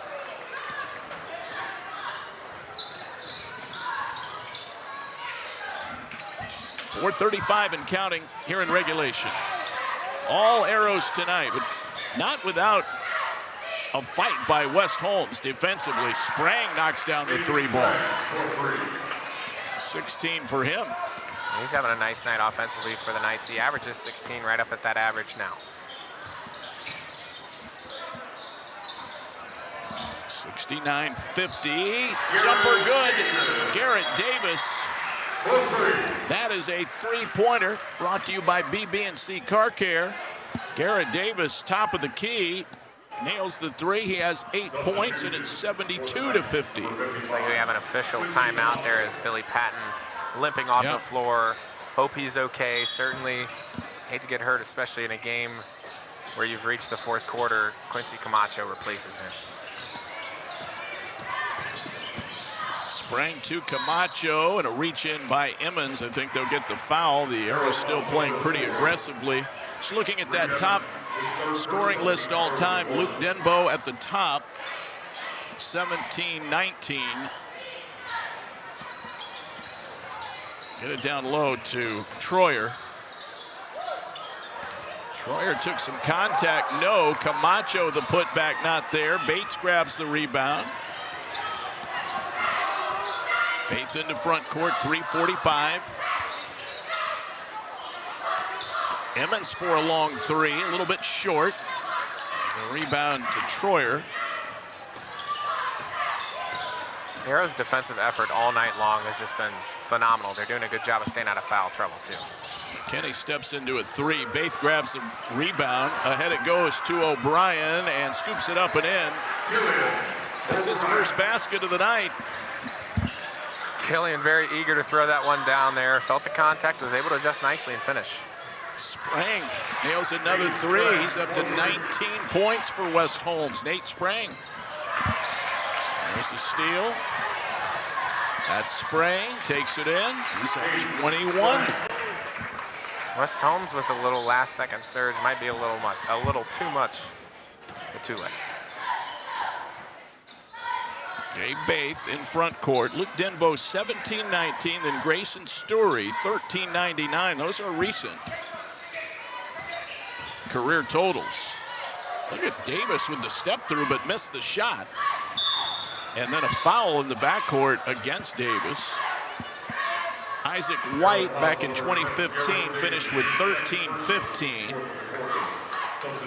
Chad Honaker 1992, 11-18. You go back to 1948, Dick Messner 11-14. Another Denbo, Garrett Denbo checks in 11-09. Sprang starts the offense for West Holmes.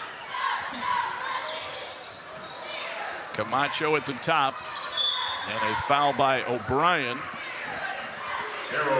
Might be team foul number 5, so foul shots coming up. Steve Petit, 1988, 10-15.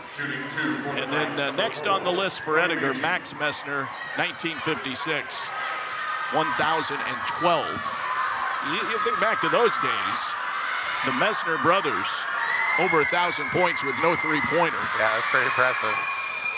It's pretty impressive, especially where today's game gone, and there's such an emphasis on defending the three, and offenses love to shoot the three. That's where a lot of points come from. So Pax down 9th on that list. The shot is up and good by Beach. I want to mention something there, too, about Chad Honaker, 1992 grad, scored 1,118 points. He holds the school record here at Ashland for most three-pointers made in a single game. He made 10 three-pointers in a single game during his tenure here at AHS. How many does Baith have tonight? He'll dish it off underneath Briggs, the finish. Give Baith the assist. And Briggs with his first 2. I've got Baith for 6 three-pointers. Quite a night.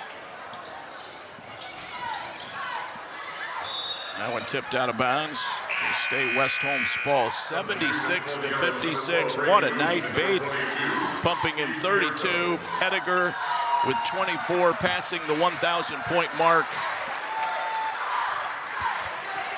Coach Hess emptying out his bench. Such substitution, Steve Cierto and Brady Booth. Booth has it. He'll launch a 3. Kenny down with the rebound. Brady Booth can shoot the ball. He shoots it very well in the JV games. But one thing you can say about West Holmes, you got foul shots coming up. They had trouble with the pressure. They were bitten by turnovers again tonight, but they played aggressive defense, especially on Edgar. You have to credit Malterich. He was right in his jersey all night. Oh yeah, and it was a slow start for Pax. He got his first points via free throws. He scored his first 2 points via free throws, and I could hear Coach Belden down there yelling, "Don't let him get the ball," especially as he approached that 1,000-point mark. They didn't want him to touch it. They wanted to make someone else beat him. And fortunately for the Arrows tonight, it's been Gabe Baith. O'Brien to Bates. Cierto short. Rebound to Yoder. 1:28 to go. Plenty of post-game reaction coming up on our Janney post-game show, including thoughts from players and coaches. Arrows are going to get back to 5-5 and go to 5-2 in conference play. Interested to see. I'm sure we probably won't get a score tonight, but that final, whatever comes out of senior high in that Tigers and Tornadoes game. I'll get on that one. Text there. Yoder.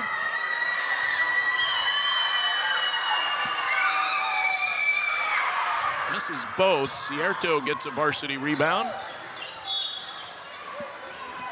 76-58. Arrows have just sort of kept the foot on the gas pedal all night. Coach Hess, I'm sure, loves this low-stress victory here. That'll be a turnover for AHS. That's a turnover for West Holmes. Getting a little ragged here. Briggs the rebound. Cierto right underneath the hoop. Got fouled. He'll go to the line. Steve Cierto is a junior, 6'4". We have just over a minute to go. Cierto to the foul line. He has not attempted a foul shot this year, and he rims that one out. One more coming up. Got a scoring update from senior high. Not sure how much time's left. I'm checking on it. 49-32 the score. Senior high leads Dover. Wow. That could be a big break for the rest of the pack. It would be Dover's first loss if all that holds up. First ever loss in the OCC in men's basketball. 1 out of 2 for Cierto. That's McKinney underneath the basket. He scores and has 10 points. 77-60. Cierto spinning underneath. He got called on a travel. Turnovers mounting a little bit here in mop-up time, but the Arrows, for the most part, for the second straight night, kind of kept the turnover numbers at a minimum. For sure, and when the game was close, they weren't turning the ball over, and that's what matters for Coach Hess and his squad.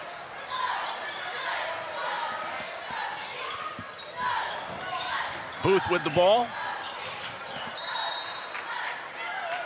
24 ticks left. Arrows will keep it. What a night for the Ediger family, as Paxton Ediger becomes the 9th player to eclipse the 1,000-point mark. Briggs, the putback, missed the shot. Final 10 seconds. McKinney leaks out, puts it up and in. He has 12, 77-62, and that should do it to it. Final buzzer sounds. An OCC victory in the bank for the Arrows as they turn away the visiting West Holmes Knights by a final score of 77-62. The Arrows are 5-5, 5-2 in league action. West Holmes drops to 3-7 and 1-5. Stay tuned. Our Janney postgame show will follow in just a couple of moments with a complete look at today's statistics, scoring, and interviews as well. Back in a flash on the Ashland Arrows Broadcasting Network, presented by Sarver Paving. Simonson Construction is proud to sponsor Arrows Athletics, the most trusted and efficient construction company in the region. With a long history of doing things the right way from concept to completion, Simonson Construction solves all your construction needs for commercial and public projects. A truly local company providing award-winning comprehensive design-build services since 1974. For more information, scan the QR code or go to simonsonconstruction.com. Come visit the South Street Grill in downtown Ashland, the official watch location every Friday night during the Arrows football season. You can catch all the action in the bar area on the big screens. Elevated casual dining in downtown Ashland, steaks, seafood, hand-patted burgers, vegetarian options, salads, and a huge kids menu. Something for everyone in a completely renovated, historic building. South Street Grill, your home for Arrows football.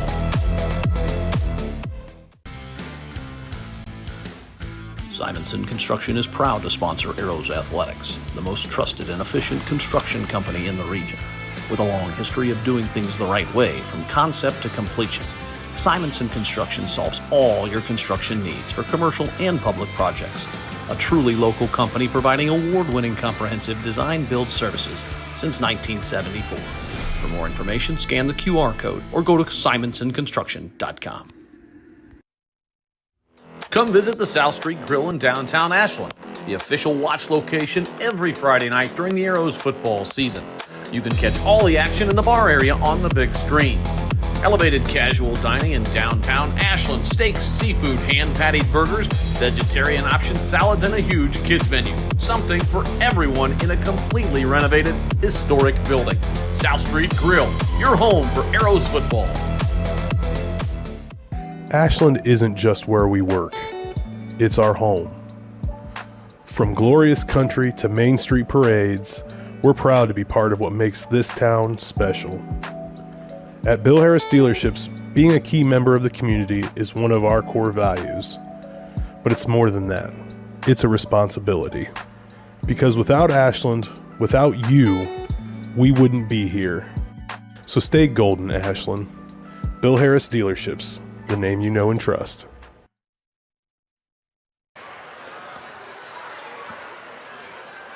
Back at Arrow Arena, and welcome to our Janney post-game show. 77-62. Ashland a winner over the West Holmes Knights. The Arrows post-game show and interviews are brought to you by Janney in Mansfield. Financial advice from experienced people you can trust. Check out Rich Story at Janney.com for all your financial needs. A lot to get into here on our Janney post-game show, including lots of numbers to parse through and interviews coming up as well. But main orders of business, Pax Ediger surpasses the 1,000 point mark in his Ashland career, finishes with 24 points in the ball game, so he's at 1,002 for his career, as he was able to do that on his home floor in front of his family and friends. They stopped the game and had a nice brief but nice ceremony to recognize the milestone, and then the game continued. But Ediger really worked for those 24 this evening. We're going to talk to him coming up in just a few moments, as well as Gabe Baith, who finished with 32. Get to the post-game scoring recap here, brought to you by your hometown law leader, the law offices of Andrew Bush, located right here in Ashland, Ohio. 77-62. The Arrows had a 17-10 advantage after one quarter. They led at halftime by a score of 40-25. So they won the second quarter 23-15. After three, it was 60-37. Ashland won the third quarter 20-12. They pumped 17 up in the fourth quarter and won it going away by 15, 77-62.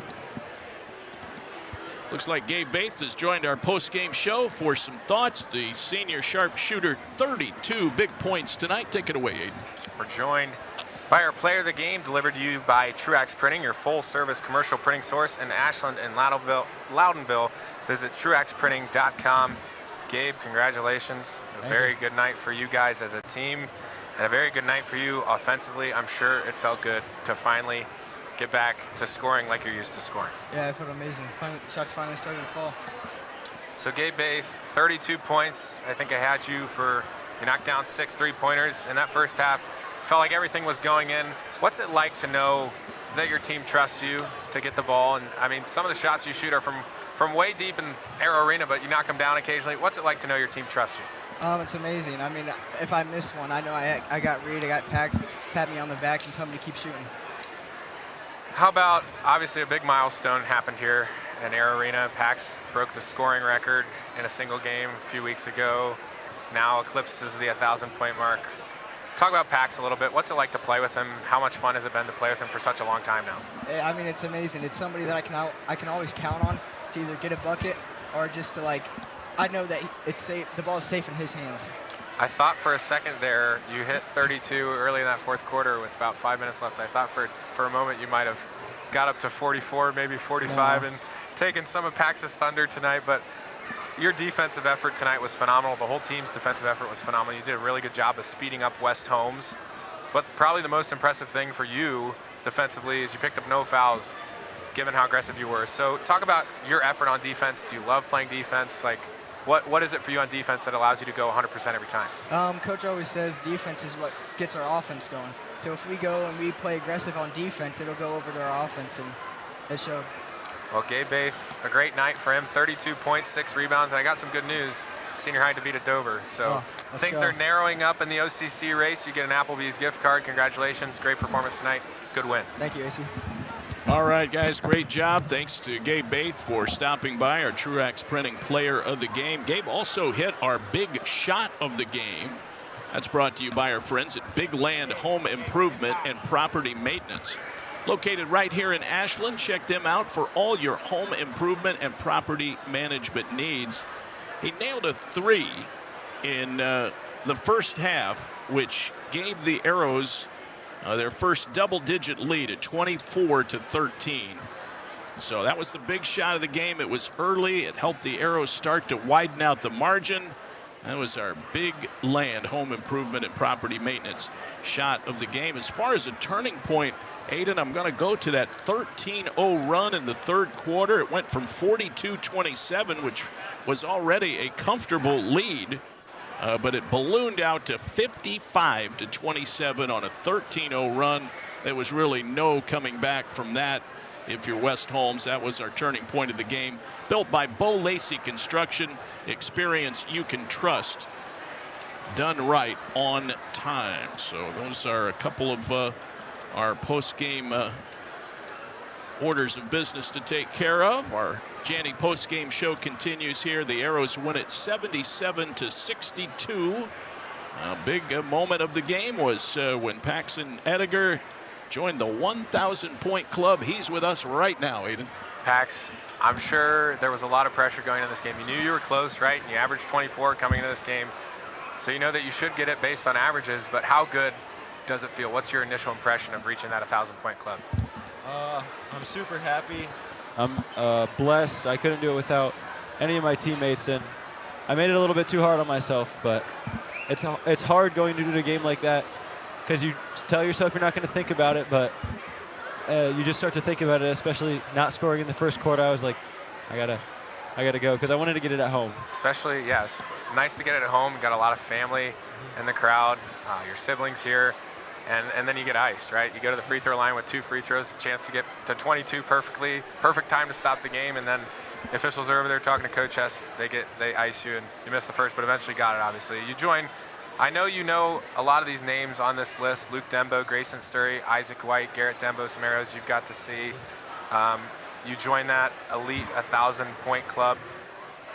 Obviously, you can't do without your teammates, you mentioned. How crucial was it to see Gabe Baith have the night that he had tonight? It was good. I mean, he's been struggling a little bit at the beginning of the year with his shot, but I mean, you just trust him. He's a shooter.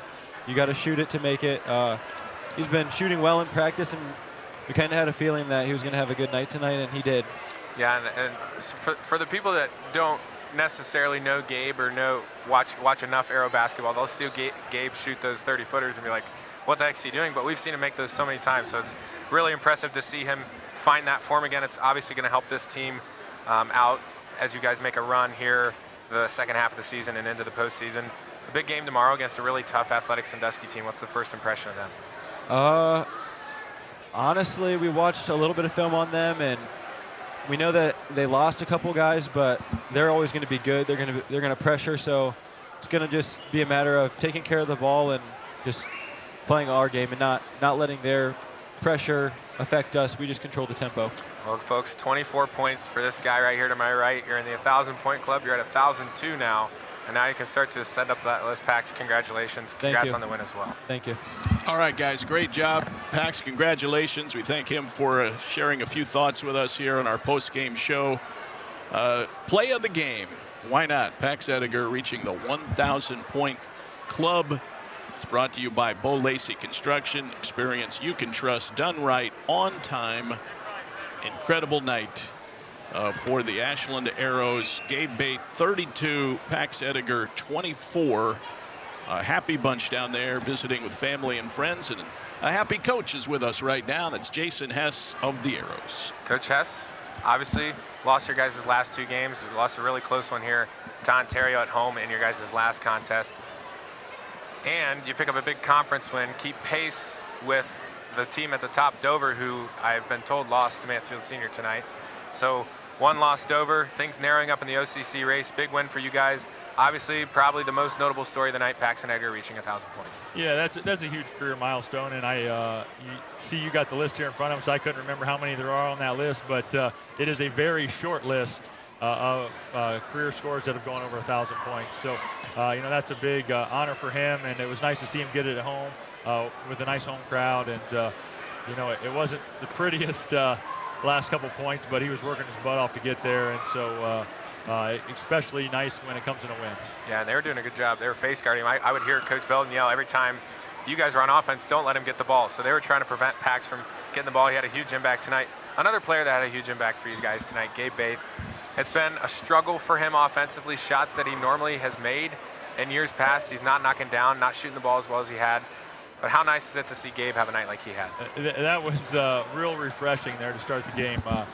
Gabe has been a tremendous shooter for us for 3 years now, 3.5, and going into tonight's game, he just hasn't gotten that rhythm yet this year. He hadn't seen the ball go through the hoop continuously like it did tonight, and he's been working hard, and I think he was getting a little frustrated and pressing a little bit, and it was nice just to see him kind of relax and see him score in different ways. Not only did he make several threes, but he also got to the basket, that first half, and got to the free throw line. Knocked some free throws in as well, which is some place that he's been struggling a little bit this year. So, Gabe, I thought he definitely played his best game of the year scoring-wise tonight. Yeah, Gabe didn't miss a free throw. 6 of 6 from the free throw line, 32 points, 6 rebounds. You guys had 33 rebounds as a team, only 12 turnovers, a lot of those coming in garbage time too as well. 16 and 19 from the free throw line. Talk about your team's effort in the win tonight. Well, effort was there. It was sloppy at times early. I felt like at halftime we had a chance to have a bigger lead than we did. We missed some layups and didn't finish a couple shots in around the basket. We had a few defensive breakdowns where we just kind of got lost.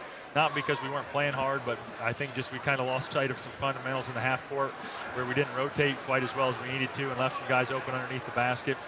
But, I thought it was nice there in the third quarter. We came out and were able to get going a little bit and stretch the lead out, which is something we've kind of talked to these guys about, being able to handle that success. And when you have a lead, being able to push it ahead instead of relaxing and letting teams back in the game. Yeah, a little less stressful. Probably, obviously nice to get into your bench with the second night of a back-to-back tomorrow. You got a tough Sandusky team. They're 6-5. You guys now 5-5, 5-2 in the OCC. Haven't picked up a non-conference win yet. What's it going to take tomorrow to take down Sandusky? Well, we're going to have to find a way to travel better than we've traveled so far this year. Most of our wins have come here at home, and fortunately for us, we've played well in front of the home crowd here. And tomorrow, Sandusky, they were off tonight, so they're going to have a little fresher legs than we do. We're going to have to play really good half-court defense, where it's going to be a little bit of a different game plan for us tomorrow versus Sandusky as opposed to West Holmes tonight. We wanted to stick with more of a half-court defensive game plan, try to keep Sandusky out of the paint and force them to be jump shooters. I think the strength of their offensive team is going downhill in transition and getting their big guys and their length as close to the basket as possible. Coach has a big win tonight. Anytime you win in the OCC, it's a big win. 5-5 on the year, 5-2 in the OCC. Stay on pace there. You're still tied for second in the conference. Congrats on the win and good luck tomorrow. Appreciate it. Thanks, guys. All right, Aiden, Coach, thank you so much. Appreciate Jason Hess always joining us here for post-game thoughts on our broadcast. And what a night tonight for the Arrows. 77-62, the final score.